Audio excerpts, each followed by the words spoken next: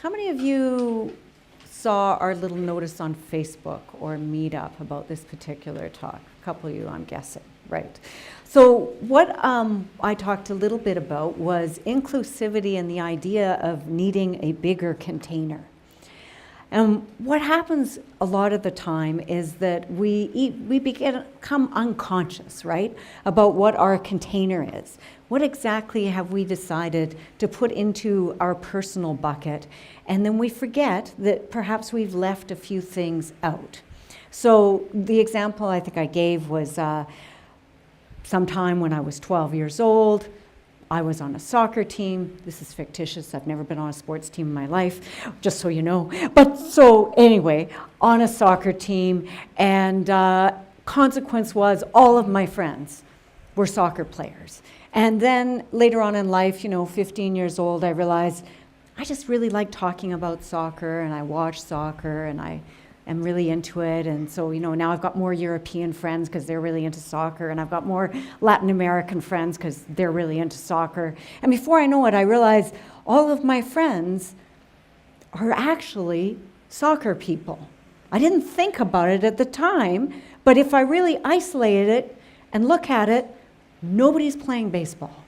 Nobody talks about baseball. Nobody thinks about baseball. I have accidentally isolated out all the baseball players. They're not in my life. I made a big container. I filled it up as much as I could, and yet, subconsciously, I only filled it up with certain things.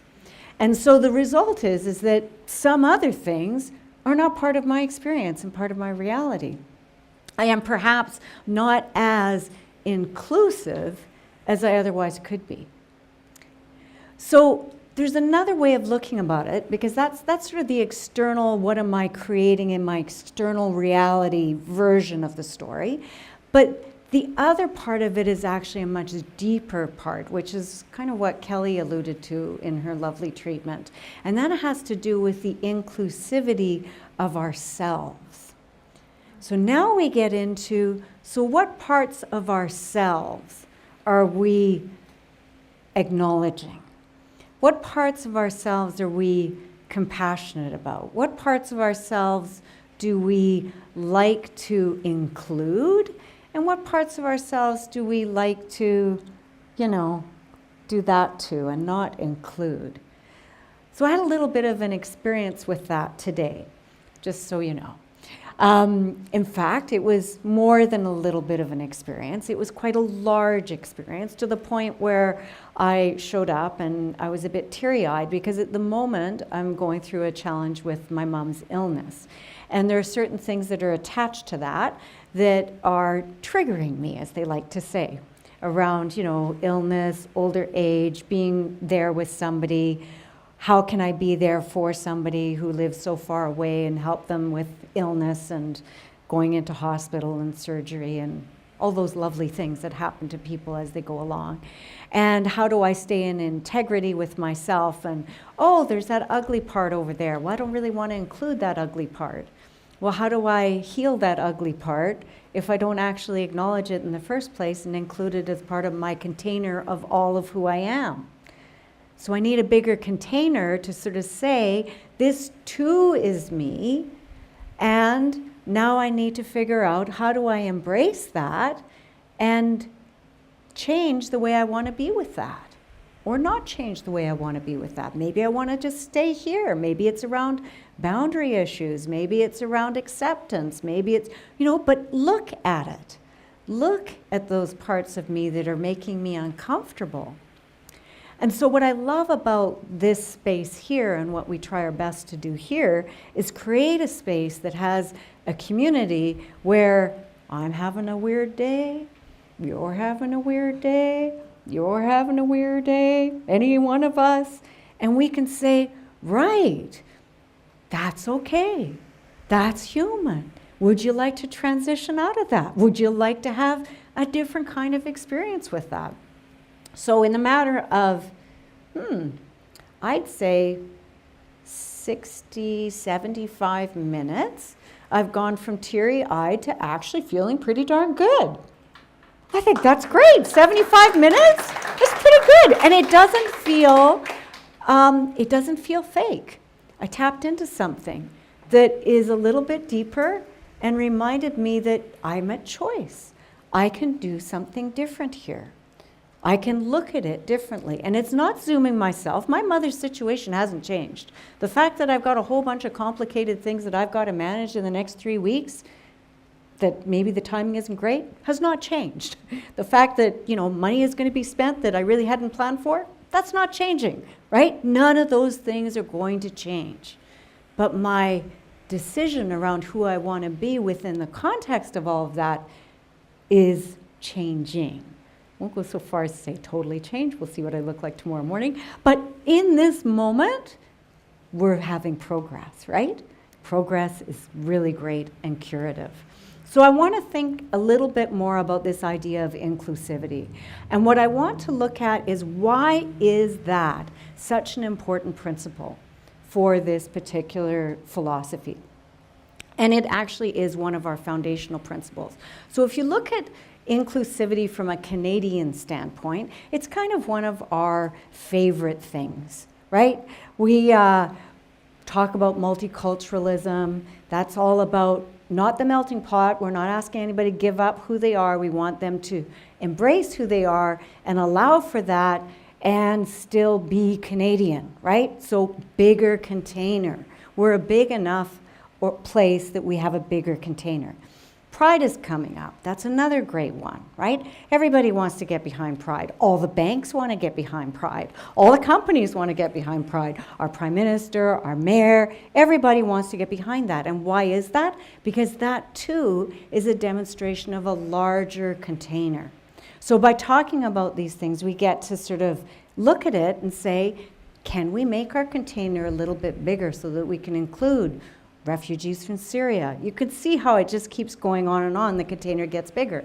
So why is this even a spiritual principle? We get that it's a political principle. We get that it's a sociological principle, perhaps. We get that maybe this is helpful for us so that we're not constantly fighting with each other and ending up in wars and things like that. But where is the part that it is a spiritual truth, a spiritual principle? And so here's the thing. Remember, I talked about the first step of what we talk about when we do a spiritual mind treatment. I talked about how we talk about spirit being absolutely everywhere, operating in and through absolutely everything. So really get your head around that. Everywhere, everything, out there, under the ground, through the earth, every building that we see, this space right here, the air that we're breathing, and each one of these bodies that are showing up as individualizations of that one energy. Everything is connected. Absolutely everything is connected. And so we're already inclusive. We just don't consciously know that we're inclusive.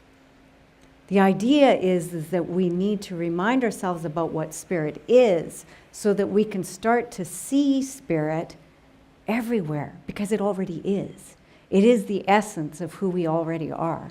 So I want to give you a couple of quotes from Ernest Holmes, because he's got some just super, super great ones on this.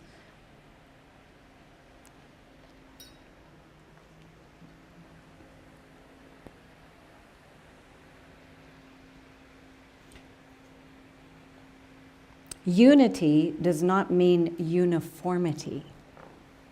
Unity does not mean uniformity.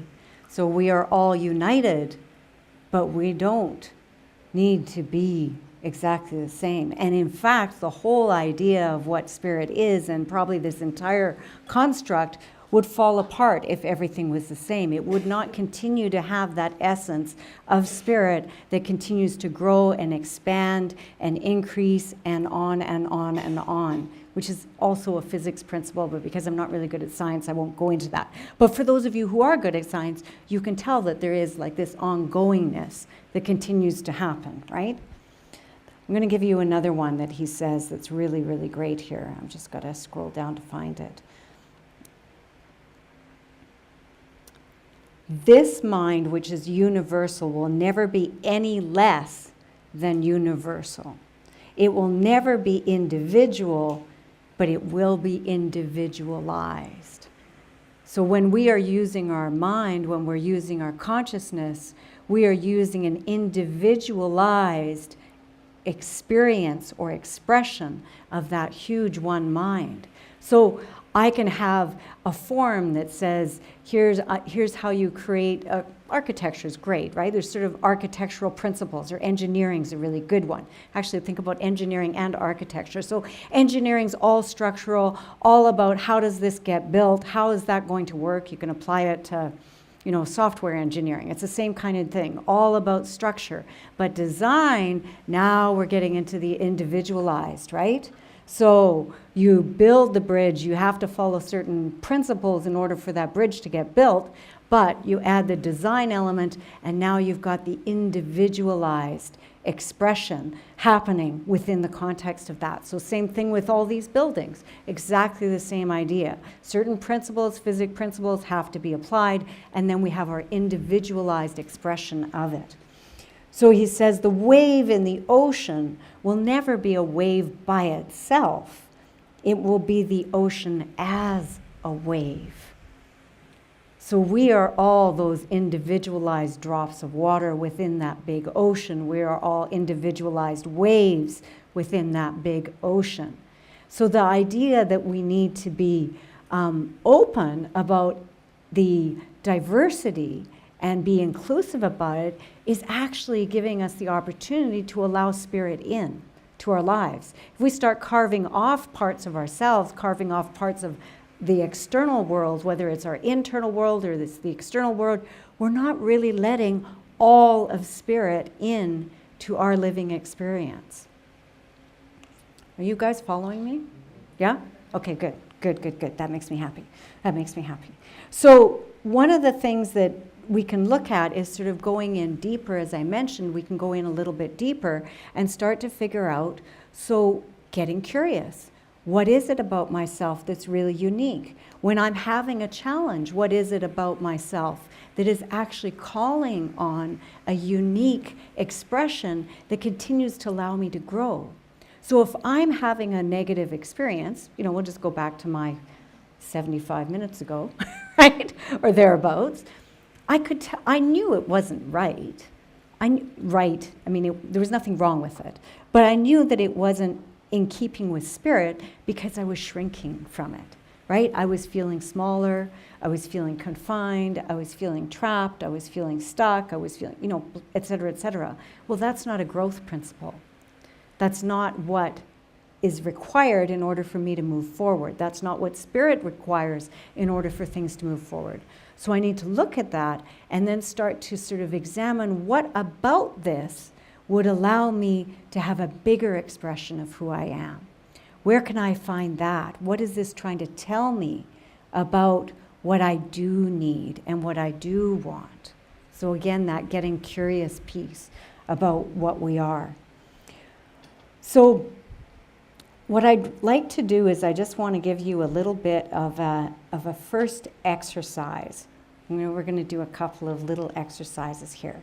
And the first one that I want you to do is I want you to look to your left, and look at the person on your left, and look at the person on your right. And if you really feel adventurous, you can look at the people behind you, and look at the people in front of you. Okay? And so now what you've just done is you've actually seen God. Now I want you to do it again, aware that that's what you've just done. Now look and see spirit as it's manifesting in all these different people here. There's something weird and magical about that, right? The form starts to become oddly formless. there becomes a point where we start to be able to see into each other's eyes, and ridiculously quickly, if we are in a place of safety. If we're in a place where we feel like it's okay to do this, and we've given each other permission, suddenly it's not so hard to see that. We go through our entire day not seeing any of that, right? Not seeing it, like for those of you who just know were here earlier, there were 2 cute little baby seagulls. They're out in the front there. You can look at them and see spirit too, right? And often we're really, really good at seeing it in nature and seeing it in animals and pets. And I think the biggest reason why is we're not too worried about judgment, right? We're not thinking, ooh, maybe I'm not wearing the right clothes, maybe blah, blah, blah. Like we never think, oh, look at a tree, think it's beautiful. I don't never think the tree's gonna ask me, what clothes am I wearing today? They don't care, right? We can see spirit manifest in those kind of things. But when we get to the human thing, our ego gets in the way and we start coming up with a whole bunch of smoke screens that prevent us from being able to see that beauty that's right there already. So by practicing thinking about the divine being right in a room with us, being right connected to us, sitting in a chair right next to us, it's uncanny. It is. And it's something that sort of gets oddly exciting, because then you can start going to the next thing and get really curious and go, what could that person be doing? What are you creating? What have you been put here for to actually do? And then they can maybe help you uncover what you were put here for you to actually do. You've probably got an inkling, right? Probably have some kind of little thing around the edges at least, or maybe you've got a big inkling. But to be able to sit there, spirit to spirit, God to God, and start being able to really bring that out and play with it is kind of a fun thing to do. And it's right in this room. Don't have to go very far. Don't have to go very far at all. So it's just something to think about, something to play with, as I say. So I want to give you another exercise. So I want you all to stand up. You don't have to move this time. But I want you to do, put your arms up into a V. As high as you can, and just make your body really, really lean. Don't close it, a V. Open. There you go. Open. Perfect. Okay. And now I want you to recognize that what you've done is you've just created the science of mind symbol. And what that is it's all about being open at the top, because it doesn't flow from here. We think we have to do all of the work. It actually comes in from down here, which is why when we do our spiritual mind treatment, we're aiming for that bigger canopy, aiming to sort of recognize that that canopy is wide and immense and huge, and it flows down in and through us. And then we get to express, and then it goes back out again into that new form and that new creation. So now think about how, keep your arms up a little bit longer. I know it's like an isometric exercise. So keep your arms up, and now I want you to just lift your eyes up to the ceiling, and I want you to, and the ceiling's pretty close here, so I want you to imagine the floor above you. And then I want you to imagine the floor above that. And I believe there's 8 floors to this building. So I want you to keep going. And then I want you to get through the top of the building and get to where the clouds are. I want you to get to where the stratosphere is and past that into the universe. And just keep going as far as you possibly can imagine until you can't imagine anymore. That's how much is out there.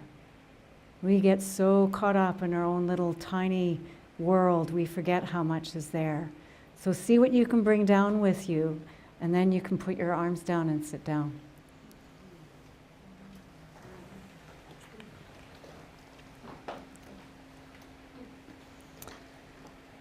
So the ocean and the wave.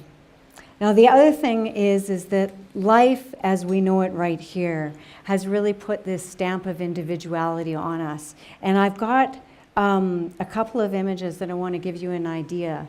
And I don't know how big I can make this on the screen, but I'll see what I can do here. So can you guys see this? This image here? So this is quite a famous painting. And I think it's called When Will You Marry? When Will You Marry? And it's Paul Gauguin, who was actually a Danish. He married a Dane, I think. His first wife was a Dane, and then he moved to yes, thank you, and did most of his artwork there. And so this is an individualized expression of spirit, right? His artwork doesn't look like anybody else's artwork. It's uniquely his. And some people have chosen to actually put a monetary value on it.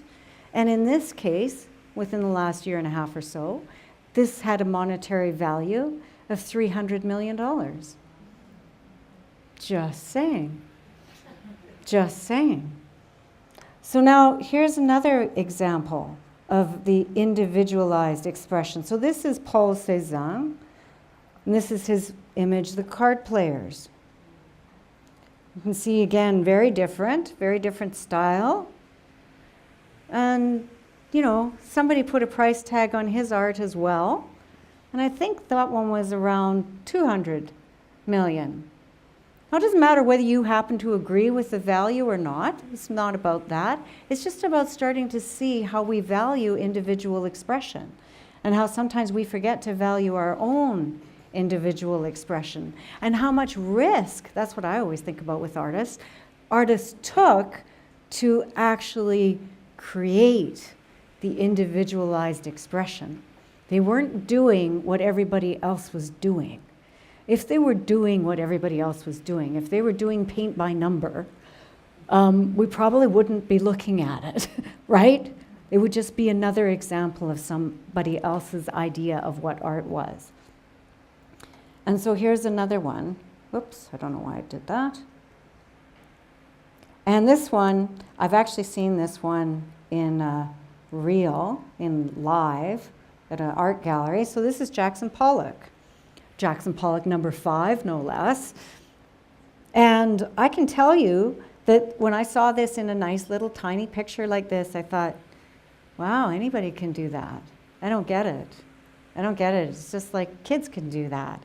And then I saw the real one, which is huge, like absolutely enormous. Probably a third a size as big as this, like add another third and equivalent of about 4 panels. And it's mesmerizing. You can fall into this piece. I could stare at this piece for months. I mean, it would be great if I could afford to have it in my living room, but I can't because its value is 300 million. Or no, this one was 150 million. So there you go. So this is all individualized expressions of spirit in action. And each one of us are also doing our own version of individualized experience of spirit in action. Our uniqueness and our desire to have inclusivity happening is requirement for spirit. It needs to have us here. If we were not required, we wouldn't be here. We are part of that whole divine experience and that whole divine expression. And the fact that we're here means we have a purpose. It means we have a gift. It means we have, maybe we don't have a plan. That's for ours to figure out because we're always at choice. But there's a reason. So being able to tap into this kind of thing, whatever your thing happens to be, is super important if you want to do that. So we have to penetrate deeply into our own nature, because it's the deeper that we go into our own nature that we start to actually figure out what God, spirit, source, whatever you want to call it, actually looks like for us. That's the really cool part. So if we start getting closer and closer to that and digging deeper, we start to figure out what our own version of spirit is operating in our lives. Does that make any sense? Do you get a feeling around that, even if you haven't got it figured out totally? Does it resonate on some level? Because that's where the really interesting stuff comes from. So in my experience, going back to my little challenge this morning, my path is, so let's see. What would it look like? Let's just say there's a boundary issue in there, because they're pretty common. So I'll just throw that out there. Most people have some kind of boundary issue. So I'm just going to throw that out there.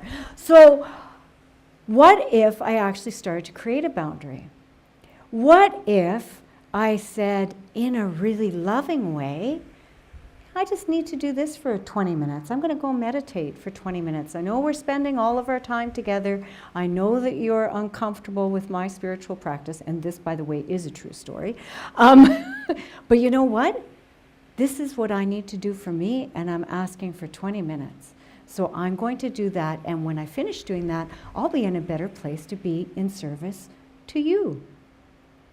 So all of this angst and all of this whatever is an opportunity for me to go deeper into my experience and my expression and my understanding of spirit, all at the same time while I'm being uncomfortable. It's like, okay, it's easy for me to do with you guys. You guys know I'm a minister, but my family, they think I'm crazy.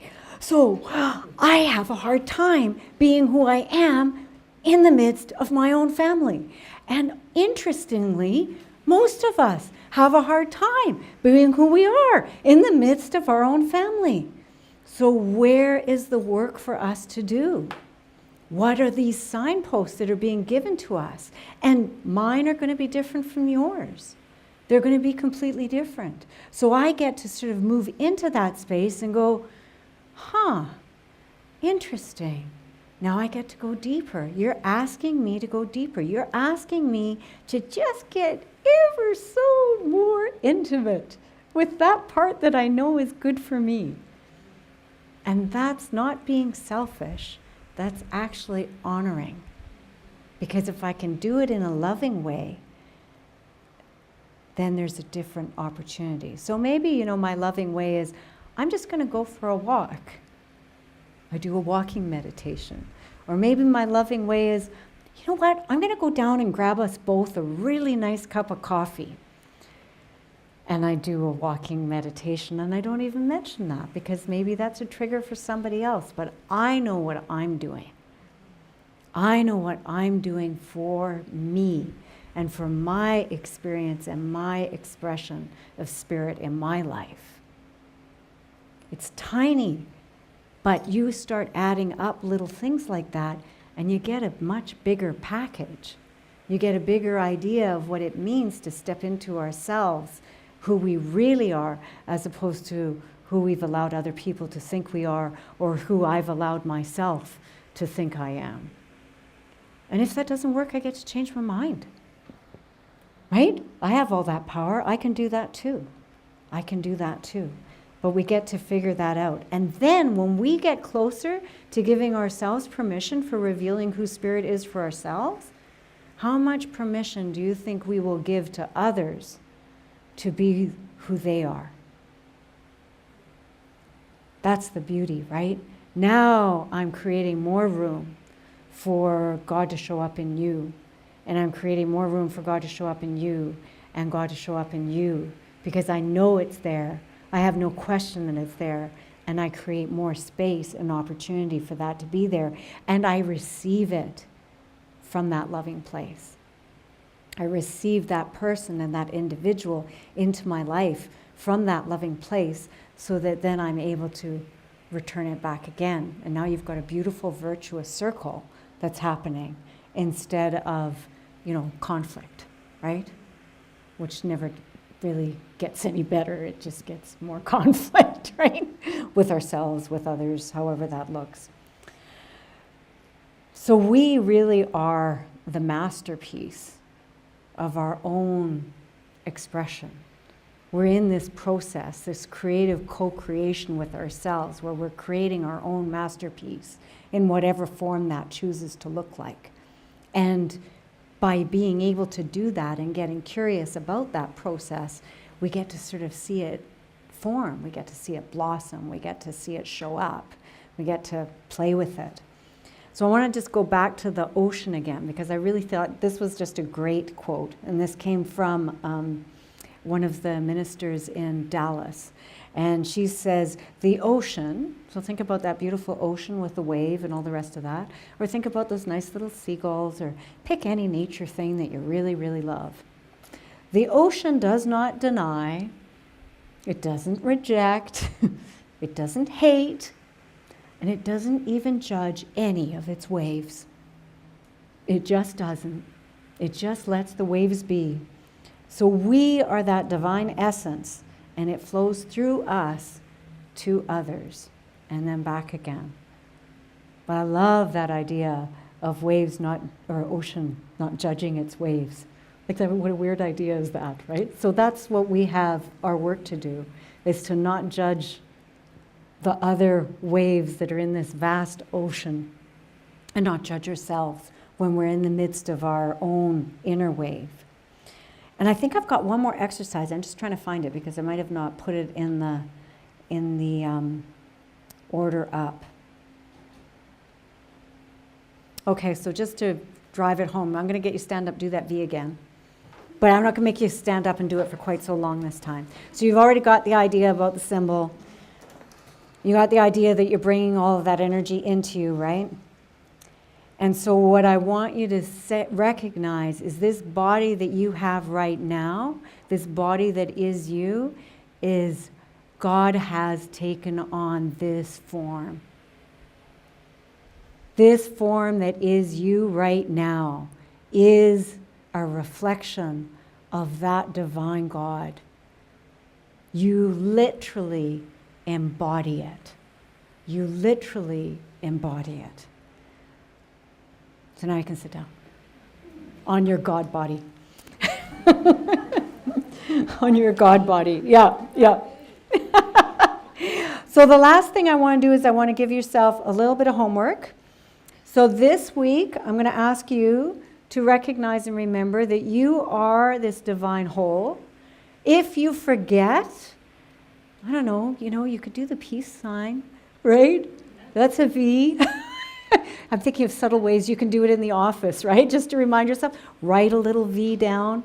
The way it actually goes, there's a little circle around it, a couple of lines, but you don't have to worry about that. Just think about the V, and just remember that that is you embodying. And so if there's anything that happens, just use that as your little visual mantra. Sometimes it's good to have verbal mantras, but visual ones are good if you're a visual learner. And just try that and see what happens when you do that. And my guess, it'll be like me, you'll get a bigger idea. Might not come right away, but it might come in 75 minutes. It's not that long to wait. Could come in 2 hours, could come the next day. Do another V, see what comes the next time. And start being, when you get that thing, figure out what it is that God is asking of you in that moment. What are you trying to do? What is it that's making you move it into action? So in my case, it was like, okay, so I'm going to be this now. And so what would that action look like? Well, it would look like what I told you. It would look like going for the coffee, doing the walking meditation. It would look like, make it real, make it practical. See what you can do with that and see how far that carries you. So that's what I wanted to share today. Thank you so much.